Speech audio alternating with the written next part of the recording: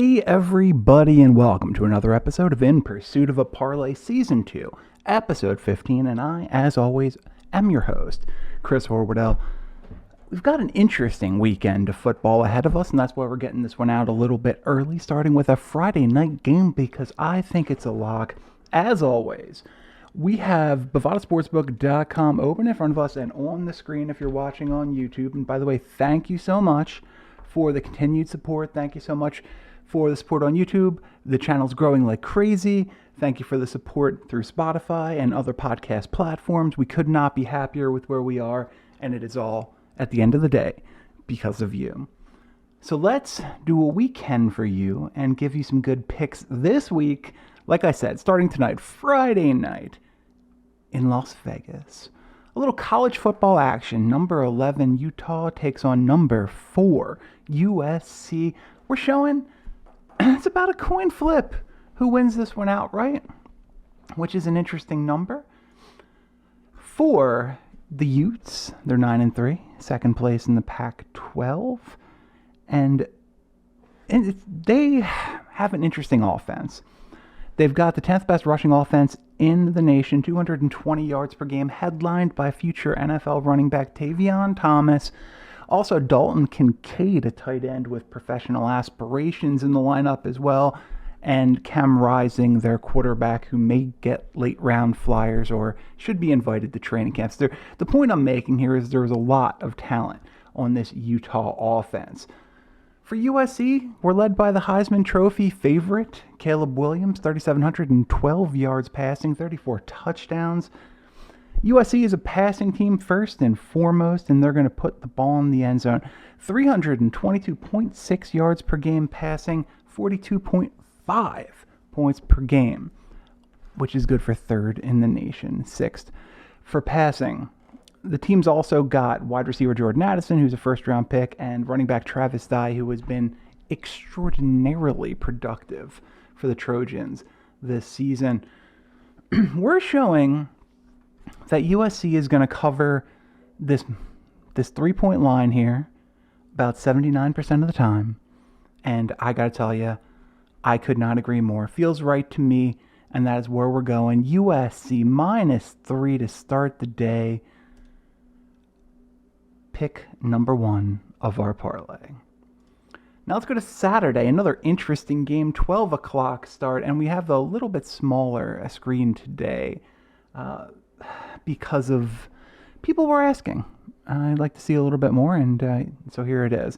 You'll notice the magnification on the screen is a little bit less than it has been in the past. Saturday at noon, another top 10 matchup. Number 10, Kansas State. Number 3, TCU. Again, basically a coin flip for who wins this one. K-State, 9-3, second in the Big 12. And they were a running team. 210 yards rushing per game. Good for 17th in the entire college football world. Good offense, 33.4 points per game. And pretty terrible defense, to be quite frank. Which is immensely not true. Very good defense, 19.4 points per game. I don't know why this is listed the way it is. Confused me for a moment, but giving up only 19.4 points per game. Kansas State is, of course, a defensive team. Adrian Martinez, the Nebraska transfer quarterback, and running back Deuce Vaughn.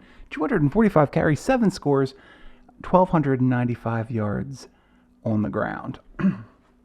For TCU, we are talking about a powerhouse of an offense and one of the best teams in the nation in terms of scoring the football, led by Max Duggan, the Heisman-ish trophy candidate, 3,070 yards and 29 touchdowns on the season for Duggan.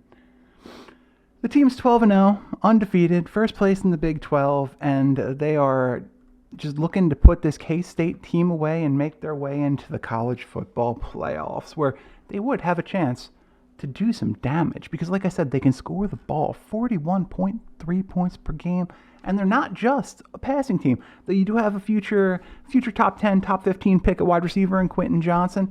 We've got Kendre Miller at running back, 1,260 yards, 16 touchdowns. These guys can get in the end zone. We're showing TCU is going to cover the 1.5 about 63% of the time. And in a situation like this, when we're looking at minus 110 versus minus 125 at Bovada, there is very little reason to take the 110. We can play it safe, and we'll take the TCU money line minus 125. It's going to take our parlay now 2 picks in up to plus 251. 2 more college football games, and these ones we're just looking to get wins here. We're not trying to break the bank this week. We're just looking to get wins, and that's going to be our strategy for some of these college games. Number 14 LSU, number 1 Georgia. We're showing that Georgia's going to win this one about 83% of the time, but it is a gigantic line, as you see right here. Minus 17.5 at Bovada. Huge number for a game of this magnitude. LSU is 9-3, first place in the SEC West, and Jaden Daniels has been good for them. He's been their leading passer at quarterback, 2,566 yards, 12 scores, and their leading rusher, 174 carries, 824 yards, and another 11 scores. Malik Neighbors, the top receiver, 58 catches, only one score. Better rushing team than passing team, though. Both are pretty good. 36th in the nation in rushing at 192.1 per game. 38th in points scored, 32.7. For Georgia, we're talking about the number 1 team in the country. We're talking about another undefeated team here, 12-0. First place in the SEC East. Stetson Bennett, the capable game manager at quarterback, 3,151 yards, 16 scores. Kenny McIntosh at running back, and future absolute superstar Brock Bowers at tight end, 645 yards, 5 scores. This team's all about the defense. They only give up 11.3 points per game. That's an absurdly low number, especially given what they lost to the NFL last year.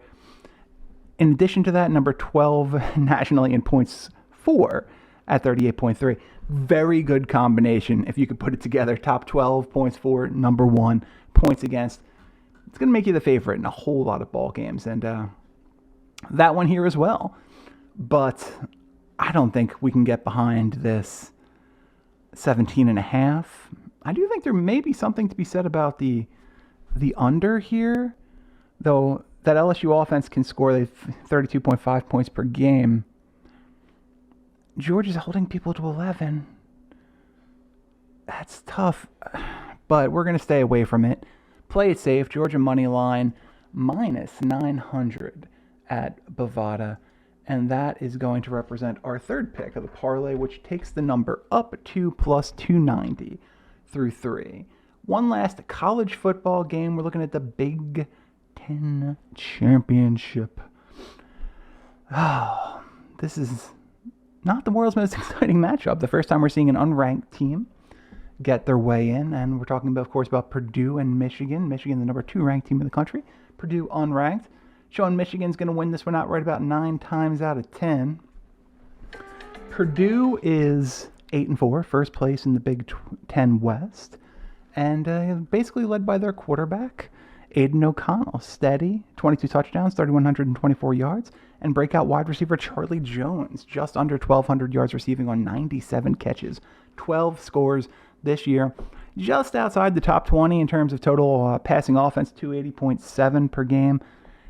Mediocre points for, better than average points against, 23.1 is 41st in the nation, but they face a daunting matchup in the number 2 ranked Michigan Wolverines, coming off a gigantic win, 22 points over Ohio State last week, previously the number 2 ranked team. Michigan's our final unranked team. We're going to undefeated team we're talking about today, 12-0, first place in the Big Ten East, and just an absolute powerhouse. Now, they will not have running back Blake Corum, who is shut the season down because of a surgery, but still this rushing offense, which includes quarterback J.J. McCarthy, is a dominant one. 5th in the nation, 244.5 points per game. They are number 7 in the nation. This is almost as good as Georgia. Number 7 in the nation in points for, 39.8, and number 3 in the nation, 12.7 per game they give up. And that's good. Like I said, third in the nation. Great offense, great defense. Not a great opportunity for Purdue. We're showing Michigan is going to cover this one an astronomical 95% of the time. And again, we're not talking about small lines here. It's not quite what that Georgia LSU game was, but it's close. Minus 16.5 at Bovada here. And it was just, I can't get behind it. It's too many points. I think Michigan probably does cover. But, yeah, you know what? We're going to go for the gusto here. We're going to take the Michigan cover. We're going to go, instead of that minus 850 for the money line, we're going to go minus 110 to get minus 16.5 at Bovada, which will take our parlay. Now, 4 picks in and having completed college football up to plus 645. We will now turn our attention to the National Football League in just one moment.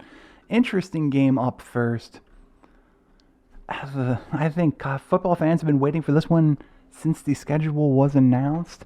The Cleveland Browns head to Houston, Texas, along with quarterback Deshaun Watson, now back from his suspension, to take on his former team, the Houston Texans, and we're showing the Cleveland's going to win this one about 3 times out of 4. The Browns are 4-7. They're coming off a good win over Tom Brady and the Buccaneers last week. And to this point, they have been the Nick Chubb offense. Though Jacoby Brissett, to his defense, has been a better than average starting quarterback in the NFL. They're 15th in the NFL in passing, 222.5. However, 5th in rushing yards, 154.4, thanks to Nick Chubb, Kareem Hunt, and the gang. Just outside the top 10 in points per game at 23.9. But this team is going to change completely this weekend. Houston's a mess. 1-9-1, 4th place in the AFC South. They are on a 6-game losing streak, including just getting decimated by the Dolphins last week. I believe it was 30-0 at halftime. The quarterback's now Kyle Allen. I don't know what they're good at. They're really nothing. This is just a very, very bad Houston team, and that represents itself in the fact that we're showing Cleveland's going to cover this one about 70% of the time. I feel good about that.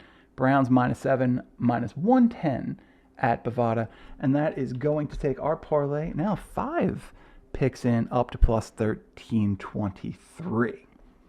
Our next game, right here, the Green Bay Packers and the Chicago Bears. Packers almost pulled it off last week. We're showing they're going to win this one about 2/3 of the time. They should have Aaron Rodgers at quarterback, although for his health, maybe they shouldn't have Aaron Rodgers at quarterback. They're 4-8. They're in 3rd place in the NFC North. 5 games behind Minnesota. That's exactly how we all thought the season was going to go, right? Rodgers, that finger injury is a problem for him. There's no question about that, though. Jordan Love looked really good in relief of Rodgers last week. The Bears are also just a mess. There's questions about whether Justin Fields will play this weekend, though he has been a full participant in practice, so he's trending in the direction of playing for sure. Their defense, they traded Robert Quinn, they traded Roquan Smith. Eddie Jackson, their star safety, is out for the season with a foot injury. They're a great running team, 192 per game, which is 1st in the NFL. But with Justin Fields banged up, don't know if I can feel comfortable with that.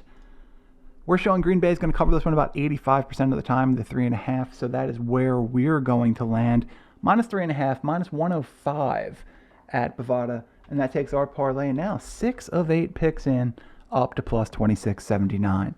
Good numbers, and we haven't really gone out on a giant limb here yet. Next game, the Jacksonville Jaguars head to Detroit to take on the Detroit Lions. It's nice to see somebody but Buffalo playing in Detroit this week. We're showing the Lions 1-point favorites at home, and it's really a coin flip for who wins this game. Jacksonville's 4-7, coming off of a good win over the Ravens last week, and maybe quarterback Trevor Lawrence's best game as a pro. Travis Etienne looks like he's going to be good to go versus the Lions defense this week, and that is a boon for him. The Jaguars are a top 13 passing team, 229.1 per game, and a top 10 rushing team, 9 overall, 130.4 points per game. Average in points scored, slightly below average in points against. But again, they've won 2 out of the last 3 and are certainly trending in the right direction. The Lions are 4-7. Up until this past weekend, where I really could have won that game, which, by the way, good for second in the NFC North, that 4-7, tied with, well, one game above Green Bay because they've played one less game at this point. Up until a game last weekend where they really could have beat the Bills, they're coming off a 3-game winning streak, wins over the Packers, Bears, and Giants, and I feel good about this one. You have to feel good about this offense. 12th in the NFL passing yards per game, 23.5. 10th in rushing yards, 129.5. Top 8 offense, 25 points per game. And the absolute worst defense in all of professional football, 28.2 points per game, giving up. I like it. Jamison Williams is back in practice. I think that's going to give them a little punch, even if he's not in the lineup this week. We're showing Jacksonville covers this one slightly more than not, but that is not where I'm going. We're gonna take the Detroit Lions -1, -110 at Bovada, and that is gonna take our parlay now 7 of 8 picks in all the way up to plus 5,204. Our final game of the week. Gonna end with a whimper, not with a bang. The Indianapolis Colts head to Dallas to take on the Dallas Cowboys on Sunday Night Football. Just utterly awful games on Sunday and Monday night this week. We're showing Dallas is going to win this one about 88% of the time outright. Indy's 4-7.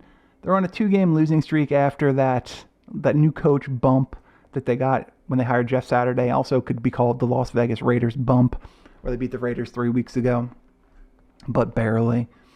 They're in second place in the AFC South at 4-7 and only 3 games back, which is not a good division. It's not a good division. Matt Ryan's back at quarterback, which at least gives them a competent passing game, 219.1 yards per game, though that includes a couple of starts by Sam Ehlinger.